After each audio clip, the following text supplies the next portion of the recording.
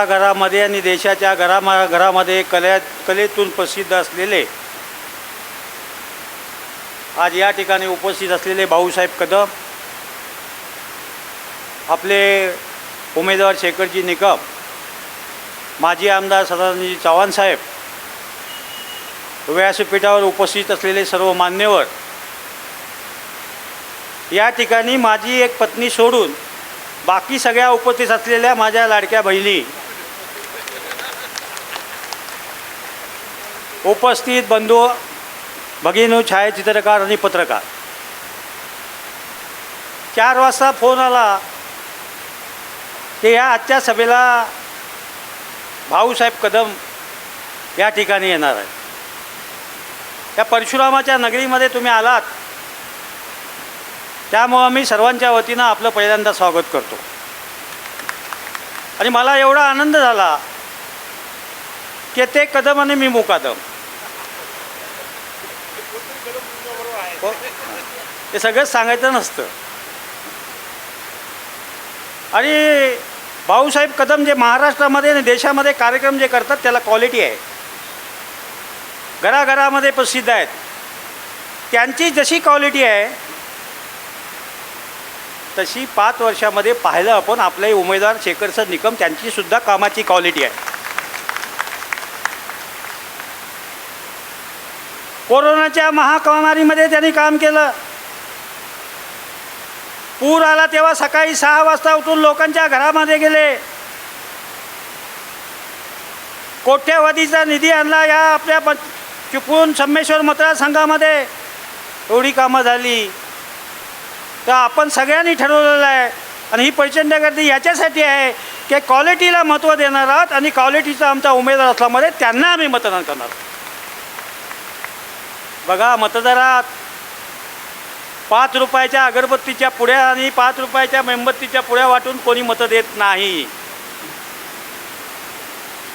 तुम्हाला माहिती आहे, अमेरिकामध्ये राष्ट्राध्यक्ष मतदान करायला गेले, ते पाऊण तास लाईनीमध्ये उभे होते आणि त्यांनी त्याचा मतदानाचा हक्क बजावला. एवढ्या मतदानाला महत्त्व आहे. माझी थोडीशी पंचायत झाली. माझी बायको इथं आल्या मुलात, ती कधी येत नाही. 2007 साली भाऊ उभा होतो पंचायत समितीला. या गणातून मी निवडून गेलो. आता घरातल्या माणसाला कार्यकर्ते बरोबर असतात, भाकऱ्या भाजायला लागतात. सकाळी गेलो की बायकोला सांगायचो सकाळी 20 भाकऱ्या पाहिजेत. एवढे कार्यकर्ते आहेत. जेव्हा मतदानाच्या दिवशी मी सकाळी मतदान करायला बाहेर पडलो घरातून त्या दिवशी, तेव्हा माझ्याच पत्नीने मला विचारलं मत कुणाला द्यायचं ते सांगितलं ना. मी सांगितलं दगडानं एक डोक्यात घाल माझ्या. हे मी माझ्यावरनं का सांगतोय की आज इथे काय आहे, इथे काय ते सगळे मान्यवर बोलणार आहेत. तर त्यांनी आपापल्या घरी जाऊन आपल्या पत्नीला सांगायचं, एवढं लक्षात ठेवा. आणि भांडणंही असतात. आणि जर का कुठं नवरा बायकोचं भांडण असेल आणि हे सांगायचं असेल तर भाऊसाहेब कदमाचा कार्यक्रम लावा. खरोखर मी सांगतो, माझी मस्ती नाही. आता बायकोचं कोणाचं भांडत नाही, पण आमचं कधी कधी होतं भांडण. कशाला राजकारणात जात आहे, हे जात आहे. लगेच मी तुमच्या यूट्यूबवर कार्यक्रम लावतो. हे बघ, प्रश्न मिटला. म्हणजे हे माझं सांगतोय, म्हणजे या महाराष्ट्रात आणि या देशात नवऱ्या बायकोच्या किती भांडणं तुम्ही मिटवलं असाल. अहो, हे तंटामुक्तीच्या भारीतलं काम आहे. अरे रे बापरे, हेलिकॉप्टर आलं बघा, हेलिकॉप्टर. अरे कोण असतील त्याला आणा, बसवा बसवा, खुर्च्या खाली आहे, तिकडे ना, त्याला ना, त्याला ना. ही आज सकाळच्या सभेची परिस्थिती होती. आज सकाळी किती सभा झाली. ही पंचायत समिती गणाची सभा आहे, ती तालुक्याची सभा नाही. आणि तुम्ही येणार असतात तर इथं जागा झाली नसती. माहिती नाही कुणाला. आणि मी जेव्हा ऐकलं, अरे बापरे बोललो हे येणार आहेत, पण कसे काय नशीब ते मी 4 दिवस या भागामध्ये फिरलो. ते जयंत शेठ खटाते, अबू ठसाले सगळे म्हणतात, अहो तुम्हाला सगळे लोक एवढे घराघरात कसे काय बोलतात. चित्राताई सांगितलं तसं. प्रत्येक घरात गेलं की वडीलधारी माणसं बिणसं येतात. मी एक माझा किस्सा सांगतो आणि थांबतो, जास्त वेळ नाही. आपल्याला 7:45 आठवायचं आणि तुमचं आम्हाला ऐकायचं आहे. एक दिवस वालुटीतले एक पिनगे म्हणून आले सकाळी 7 वाजता आमच्या घरी. आणि मी कोकण रेल्वे अन्याय निवारण समितीचा अध्यक्ष आहे. एका रात्री रेल्वे मी फिरवतो. ते सकाळी घरी आल्यानंतर तेव्हा आमच्या समितीने कॅलेंडर छापली होती आणि त्याच्यावर माझा फोटो होता. तो फोटो बघितल्यानंतर ते मासे घेऊन आले होते. बघितल्यानंतर आमच्या घरी कॅलेंडर लागून ते माशाची पिशवी हातातनं पडली आणि रडायला लागले, म्हणाले घात झाला. तेवढ्यात आमची आई होती, ती आली, ती म्हणाली काय झालं, रडताय का? हे कधी गेले सांगितलं का नाही? ते म्हणाले आंघोळी करतायत. जिवंत माणूस असताना सुद्धा रडणारी माझ्यासाठी माणसं आहेत, हे माझं भाग्य आहे. मेल्यावर काय सगळेच रडतात.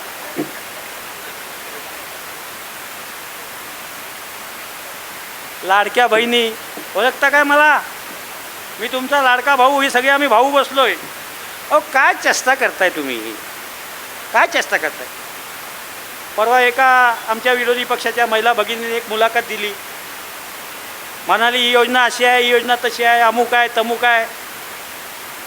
त्या राष्ट्रवादीत होत्या, तर राष्ट्रवादीचे 2 भाग झाले आणि कदम साहेब राष्ट्रवादीचे 2 भाग झाले, ते बरं झालं. आमचं सुद्धा महत्त्व वाढलं, नाही तो वरती आम्हाला कोण विचारायचंच नाही. आणि आलो की बाप्पा चिऱ्या नजरून बघायचे, हे आलेत काय आता, या करतात, या बसा बसा. त्यांना मी फोन केला, मी म्हणालं काय झालं, तुम्ही का टीका करताय लाडक्या बहिणीवर? तुमचे पैसे आले का हो? म्हणून हो 3 महिन्याचे पैसे घेतले. मग कशाला बोंब मारताय पैसे घेऊन? पण ग्रामीण भागामध्ये हे लोक फिरत नाही, यांना गरिबाची जाणीव नाही. आज ही परिस्थिती अशी आहे, ग्रामीण भागामध्ये दिवाळीचा दिवा पेटवण्यासाठी तेल नसतं. 3 महिन्याचे पैसे आले, कुणी करंज्या केल्या, कुणी चकल्या केल्या, कुणी दिवाळी साजरी केली. अरे हे पैसे असले, तुम्ही 10 तोल्याचे दागिने गळ्यात घालून फिरणाऱ्या तुम्हाला काय माहिती आहे? तुमच्या कुणाचे असले तर काय वाईट वाटून घेऊ नका, पण ही परिस्थिती आहे. अहो आम्हाला एवढे लोकांना फसवले. लोकसभेला म्हणाले आम्ही घटना बदलणार. मी परवा अशी मागणी केली की जो कोणी बोलेल की घटना बदलणार आहात, त्याच्यावरच पहिला गुन्हा दाखल झाला पाहिजे, तोच देशद्रोही. काय हिंमत आहे काय घटना बदलायची? देश पेटेल अख्खा देश पेटेल. काय सांगता तुम्ही, लोकांना थापा मारताय. दुसरं काय सांगितलं, हे म्हणाले आमचं महायुतीचं सरकार आलं तर मुस्लिम समाजाचं काय खरं नाही. अरे काय जेवायचं काम आहे काय? जेवायचं काम आहे? आज कोकणामध्ये अशी पद्धत आहे, त्या कळंबस ते गावामध्ये कालेश्वरीची पालखी निघते, त्याचा मानकरी मुस्लिम समाजाचा भुका जाऊ. त्या गोलकोटला पालखी निघते, त्याचा मानकरी मुस्लिम समाजाचा आहे. आणि माझं एकच म्हणणं आहे, खोटं बोलू नका. आम्ही खोटं बोललो त्याची शिक्षा आम्हाला पाहिजे. पण तुम्ही जर खोटं बोललात त्या परशुरामाच्या भूमीमध्ये, तर तुम्हाला माहीत नाही परशुरामाने समुद्र ढकललंय. तुम्ही खोटं बोललात तर तुम्हाला पण परशुराम ढकलून दे.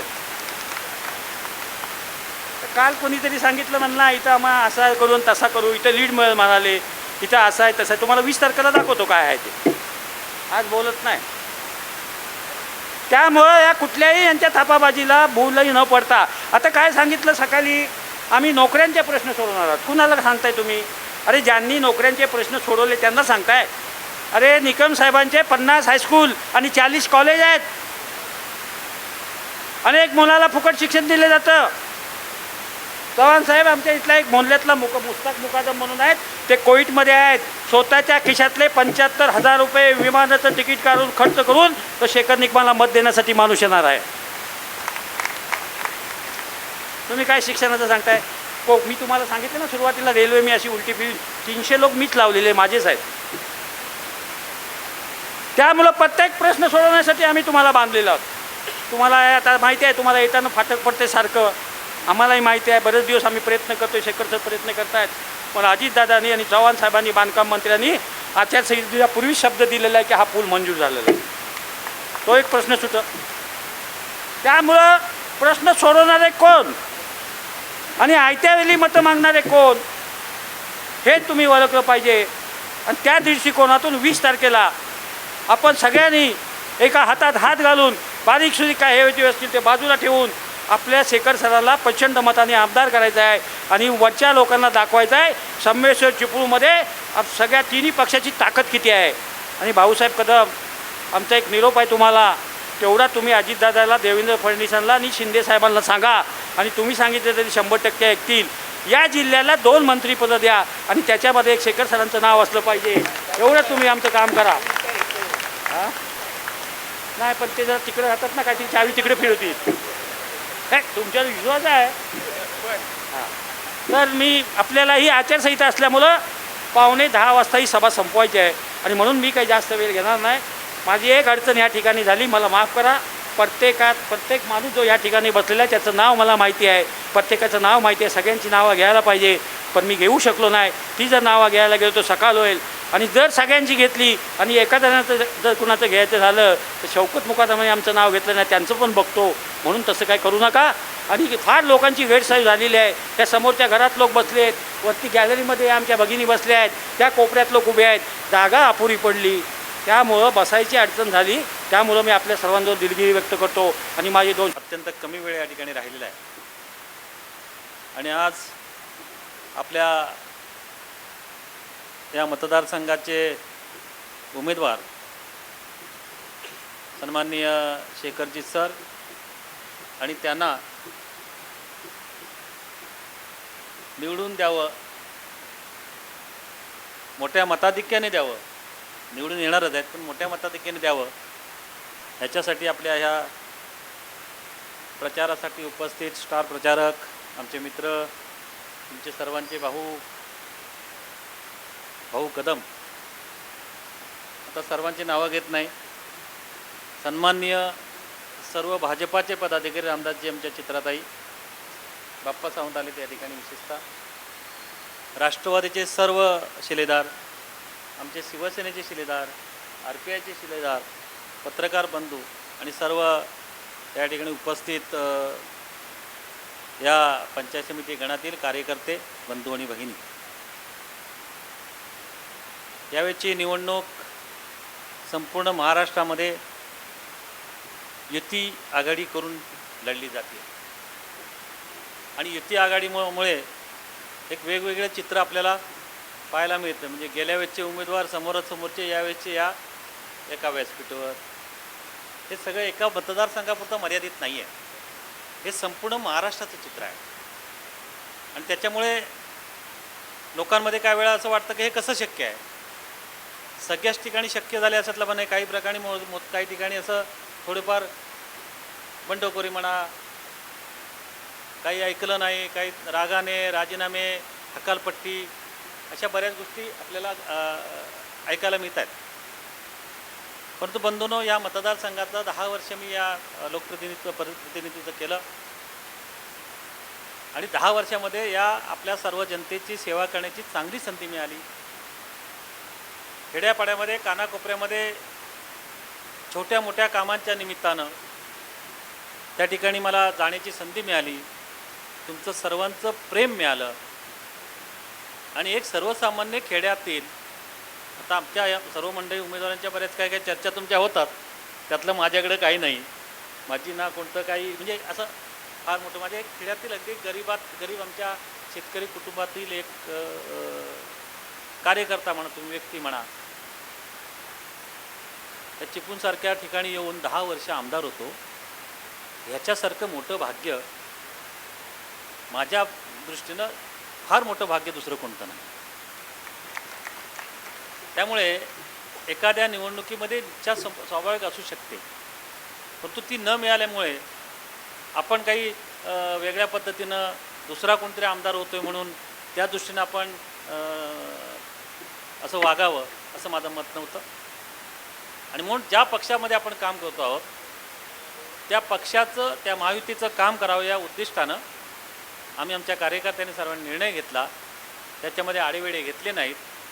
अर्ज भरा, पाठीमागे घ्या, कोणीतरी आम्हाला वर्णफोन येऊ दे, बार्गेनिंग होऊ दे, अशा पद्धतीची कुठलीही त्या ठिकाणी तडजोड न करता, जो माझ्या 60-62 वर्षाच्या वयामध्ये किंवा माझ्या आपण समाजामध्ये वावरायला लागल्या वर्षाच्या वयामध्ये कोणत्याही पद्धतीचं सदानंद चव्हाण असं करू शकत नाही, हे वाक्य आपल्या आयुष्याच्या अंतापर्यंत राहावं, ह्या भूमिकेतून आपण हा निर्णय घेतला आणि आमच्या सर्व सहकार्यांना तो मान्य झाला.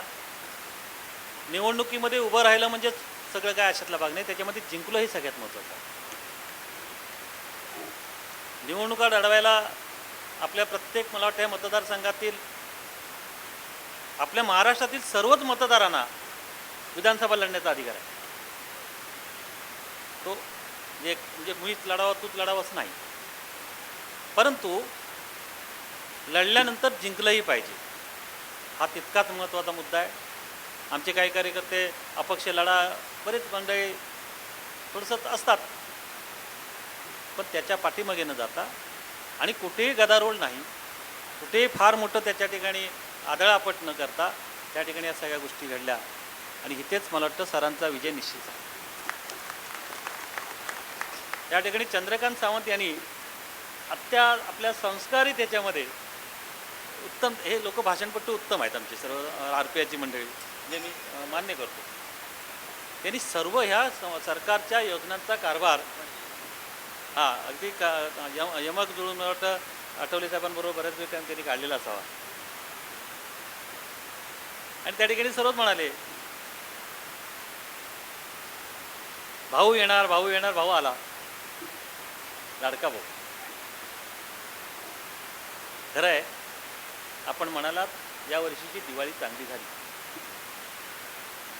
निश्चितपणे यावर्षीची दिवाळी सर्व माझ्या गोरगरिबांची चांगली झाली आणि हे सुद्धा एक प्रमुख कारण आहे. या निवडणुकीमध्ये पुनश्च एकदा सगळ्या दिवाळ्या, सगळे गणपती, सगळे सण, शिमगा हे असेच आनंदात जावेत, ह्याच्यासाठी हे सरकार पुन्हा येणं गरजेचं. मला वाटतं परवाच्या काही जाहीरनाम्यांमध्ये मी विरोधकांवर फार टीका करत नाही, हे माझं पहिल्यापासूनच आहे, परंतु काही गोष्टी महत्त्वाच्या आहेत. परवाच्या सरकारमध्ये जे जाहीरनामा जाहीर झाला म्हणजे आघाडीचा म्हणेल किंवा काँग्रेसचा, त्याच्यामध्ये 3,000 रुपये देणार. आता 1,500 रुपये कसे देणार आणि तेच सुद्धा देऊ शकत नाही, ते का दिले म्हणून कोर्टात जाणारी मंडळी आता 3,000 रुपये कुठनं देणार? माझ्या भगिनींना हा महत्त्वाचा सवाल आहे की हे 3,000 रुपये देणार आहेत कुठून? मग आपल्याला पेलवेल एवढं पुढे आम्ही 2100 देऊ. आपले मुख्यमंत्री किंवा आपले अजितदादा देवाभाऊ सुद्धा म्हणाले असते आम्ही 5,000 देऊ. ठीक आहे, चेष्टा करण्याची बाब नाही आहे. त्या बजेटमध्ये एवढी प्रोव्हिजन करणं, ते आपल्याला पेलेल तेवढंच बोलणं.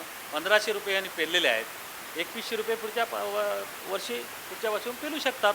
म्हणून जेवढं आपल्याला शक्य आहे तेवढी त्या ठिकाणी त्यांनी आश्वासनं दिलेली आहेत. एकच योजना नाही, अशा कितीतरी योजना आहेत. महिलांच्या घराचा संसार गॅस सिलेंडरच्या माध्यमातून सुद्धा 3 सिलेंडर मोफत देऊन केला. तरुणांना त्यांच्या दृष्टीनं, त्यांच्या व्यवसायाच्या दृष्टीनं, रोजगाराच्या दृष्टीनं त्यांची ती योजना निर्माण झाली. ज्येष्ठांना सुद्धा त्यांच्यासाठी योजना निर्माण. असा कुठला घटक त्या ठिकाणी ह्या सरकारनं वंचित ठेवलेला नाही. आशा सेविका असू देत, आंदोलनं करून आझाद मैदानावर आंदोलनं आम्ही मला वाटतं 10 वर्ष आमदार असताना सगळे आंदोलनं इथं भेटायला जायला पाहिजे, तिथं भेटायला पाहिजे.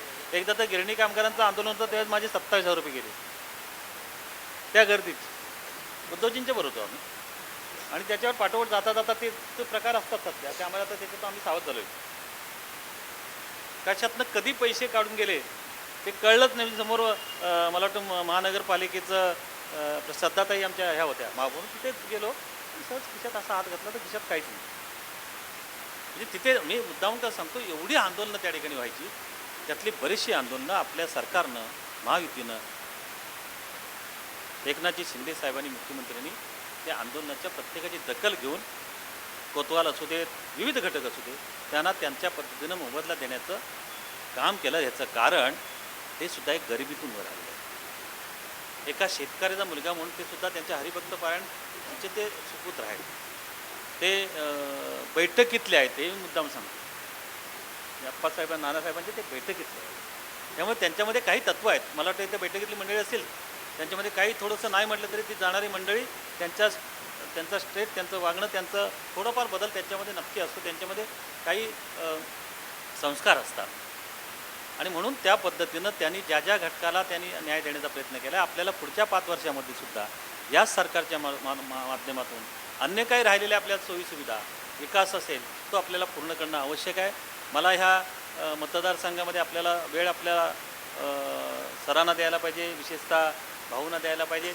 मी अधिक वेळ अधिक मी काही बोलत नाही, परंतु येत्या ह्या निवडणुकीमध्ये कोणत्याही परिस्थितीमध्ये आपल्याला हे महायुतीचं सरकार पुनश्च होण्यासाठी आपला मुख्यमंत्री बसण्यासाठी देशातील सरकार आणि राज्यातील सरकार एकत्र असेल, एक वाक्यता असेल तर निश्चितपणे विकास होऊ शकतो. हे आपण 2 वर्षामध्ये पाहिलेलं आहे.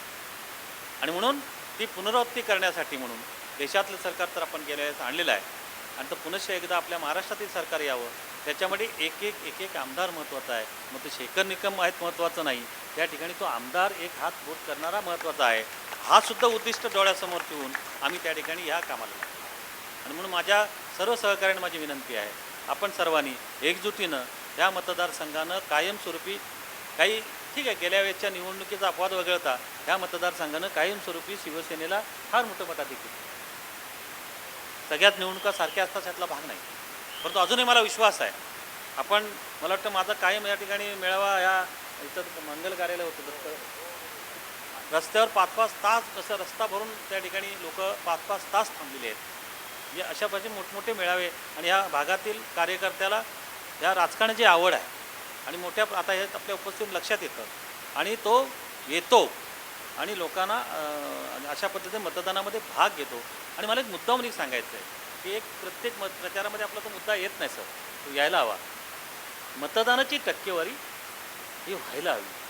जर का आपल्या प्रत्येकाला जर त्या ठिकाणी माझ्या भगिनीला त्या ठिकाणी जर ते हा याचा सहभाग किंवा लाभ मिळाला असेल तर तिने मतदान करणं क्रमप्राप्त आहे. आणि जर हे जर झालं तर यावेळेस मतदानाची निश्चित टक्केवारी नक्की जास्त होईल आणि ती महायुतीला होईल आता ठाम विश्वास मला या ठिकाणी. आणि म्हणून या निवडणुकीमध्ये आपल्याला कोण लक्षात घ्या. त्यामुळे माझे सर्व महायुतीतील सर्व पदाधिकारी, सर्व कार्यकर्ते, माझ्या सगळ्या भगिनी, सर्व वडीलधारे ज्याने आपल्या खुमासदार शैलीमध्ये शासनाच्या वेगवेगळ्या स्कीमची माहिती आपल्यासमोर दिली ते चंद्रकांतजी, त्याचबरोबर त्यांचे सर्व सहकारी, इथं उपस्थित असलेले सर्व आदरणीय मान्यवर बंधू आणि भगिनी. आज आपल्याला माहिती आहे 20 तारखेला विधानसभेची निवडणूक होती आणि या निवडणुकीच्या माध्यमातून आपल्याला भाजप असेल, शिवसेना, शिंदे गट असेल, राष्ट्रवादी काँग्रेस पक्ष, अजित पवार, RPI, वंचित आघाडी आणि ह्या सगळ्यांच्या माध्यमातून आज मी या महायुतीचा उमेदवार म्हणून आपल्यासमोर उभा आहे. आणि 20 तारखेच्या निवडणुकीला घड्याळ या चिन्हावर मतदान देण्याच्या भूमिका सांगण्यासाठी आजची ही सभा आपण आयोजित केली. ही सभा आयोजित करताना मी इथल्या कार्यकर्त्यांना मनापासून धन्यवाद दे की काही 1-2 दिवसाच्या कालावधीमध्ये तुम्ही प्रमुख कार्यकर्ते आज इथं सगळेजण उपस्थित राहिला. थोडा खुर्च्या आणि अडचणीमुळे काही जणांची निश्चित गैरसोय झाली, त्याबद्दलही शौकतबाईंनी आपली सर्वांची दिलगिरी व्यक्त केली. परंतु महायुतीवर प्रेम करणारे तुम्ही सर्व कार्यकर्ते आणि जाणीव ठेवून तुम्ही पुढे देखील 20 तारखेपर्यंत मेहनत करणार आहात ह्याचीही मला जाणीव.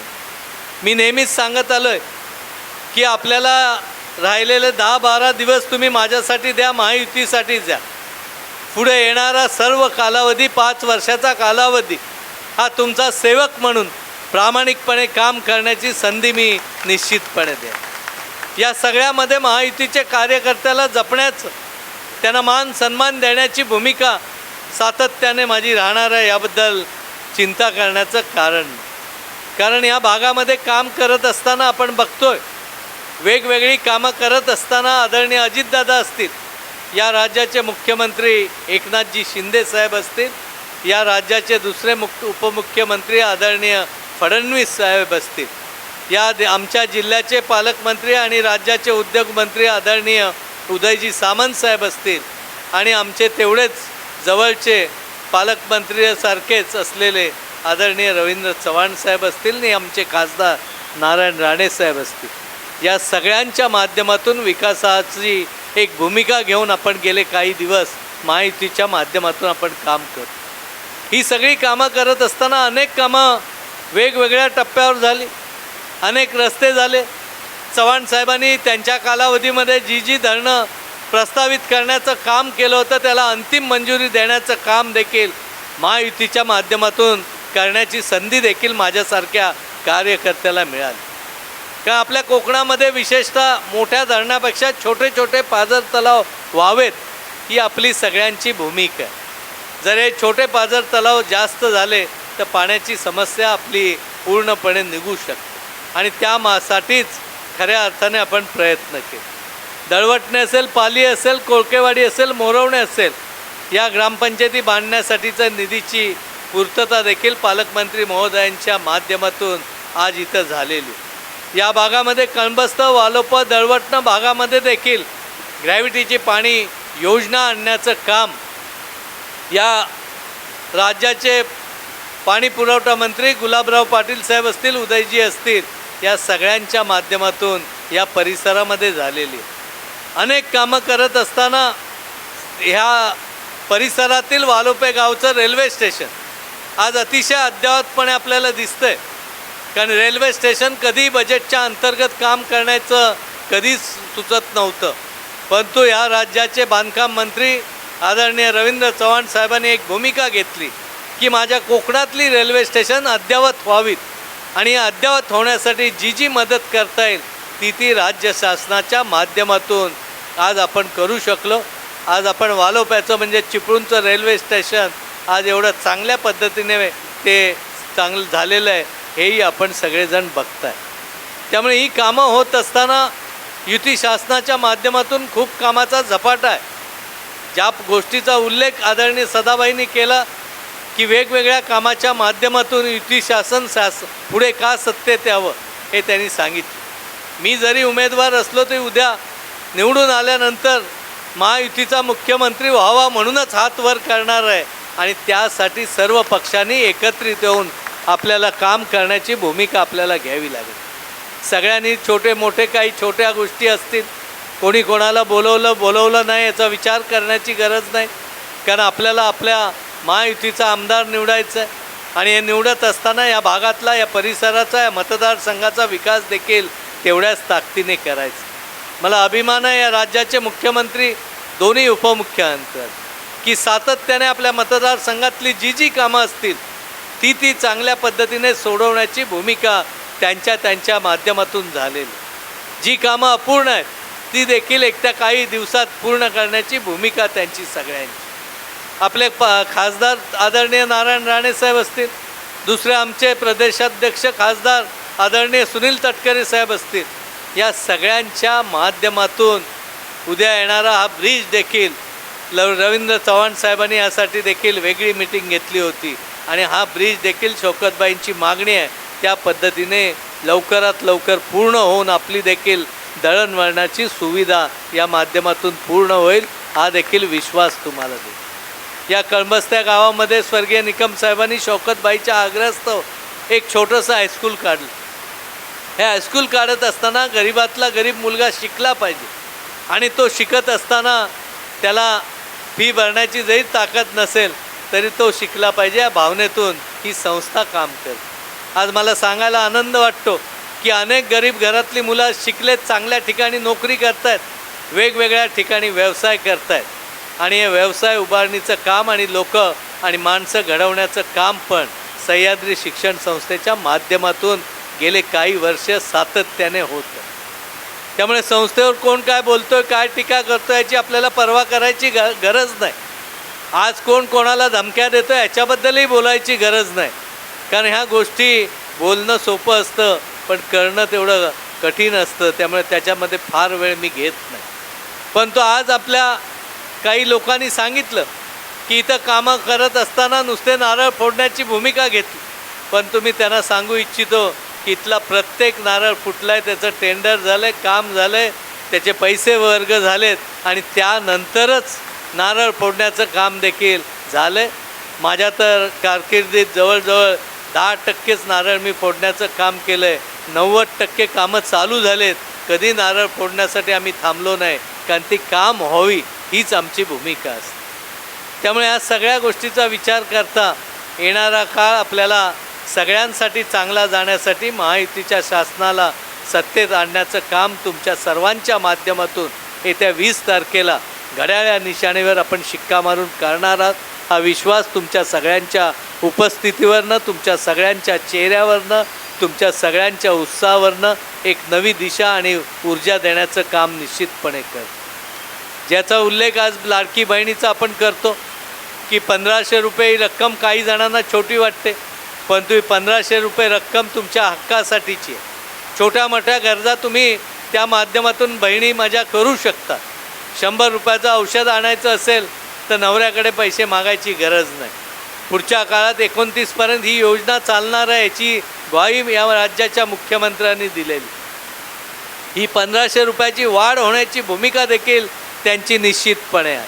जशी लाडकी बहिणीची योजना आहे तशी आपल्या सगळ्या मुलींच्यासाठी मोफत शिक्षण देण्याची एक महत्त्वाकांक्षी योजना देखील महायुती शासनाने घेतलेली आहे. ही अतिशय क्रांतिकारक योजना.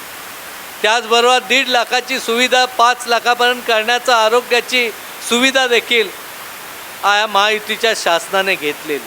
आज आपल्याला माहिती आहे की AG पंपाचं लाईट बिल देखील मोफत देण्याचं काम या महायुतीच्या शासनाने केलेलं. आणि त्याचबरोबर आपल्या गावातील ग्रॅज्युएट झालेल्या मुलांना देखील त्या गावामध्ये 1 वर्षाच्या स्टायपेंडच्या हा कलेचा कोहिनूर या महाराष्ट्राची शान आहे. महाराष्ट्राच्या जनतेचा हा जीव की प्राण आहे. आपल्या विनोदाने दूर केल्या अनेकांच्या वेदना, आपल्या विनोदाने दूर केल्या अनेकांच्या वेदना. म्हणूनच भाऊ कदम आमच्या हृदयात तुमचं स्थान आहे. भाऊ कदम आमच्या हृदयात तुमचं स्थान आहे. जोरदार स्वागत करूया जिसमें है दम भाऊ कदम.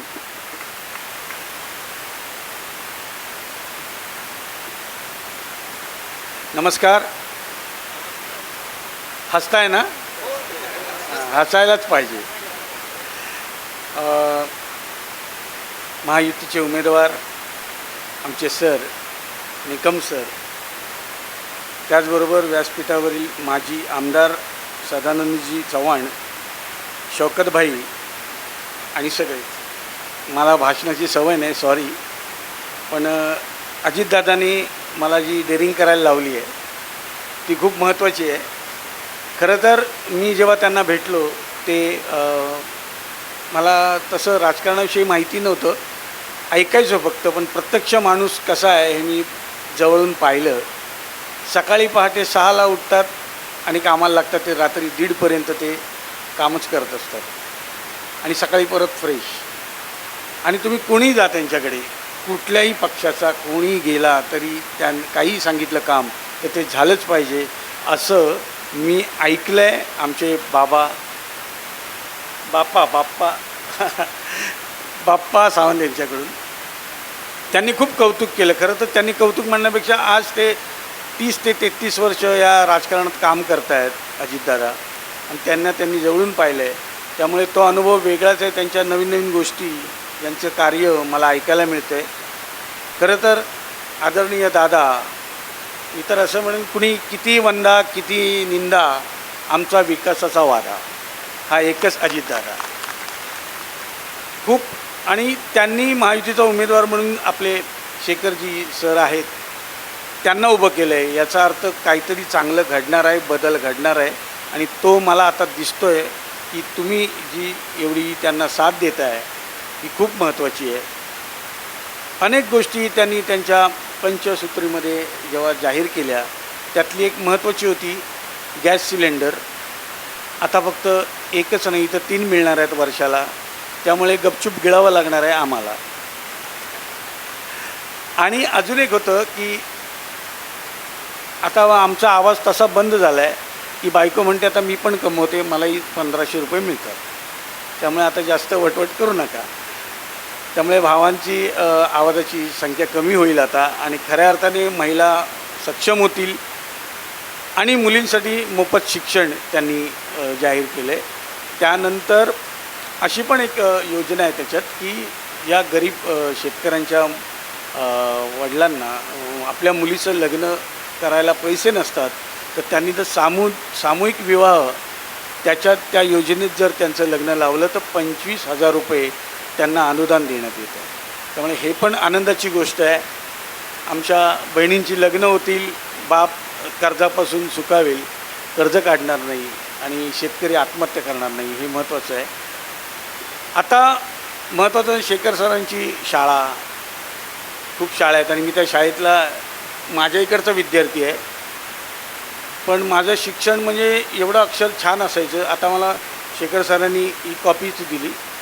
कोण कोण व्यक्ती आहेत त्यांची नावं घ्यायची, कारण माझी नावं ओळख नसल्यामुळे माहिती नाही, पण आता झाली. ती शाळा माझी अशी होती की माझं अक्षर एवढं सुंदर आहे, शेखर सरांचं अक्षर मी बघितलं खूप सुंदर आहे, आणि माझं तर एवढं सुंदर होतं की मला सर 10 वेळा लिहून आण असं सांगायचे. आणि म्हणलं हा काय प्रकार आहे. आणि माझ्या आरोग्याची खूप काळजी घ्यायची माझी शाळा. पहाटेच मला उभं करायची बाहेर शाळेच्या विटॅमिन डी घेण्यासाठी.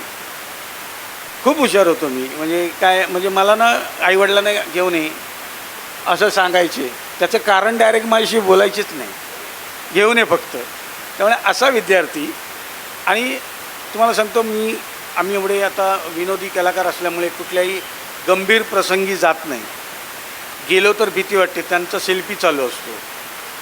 अरे मी आलो आहे कशाला, इकडे बघा ना, म्हणजे बघायची कुठकी इशारे सुरू होतात.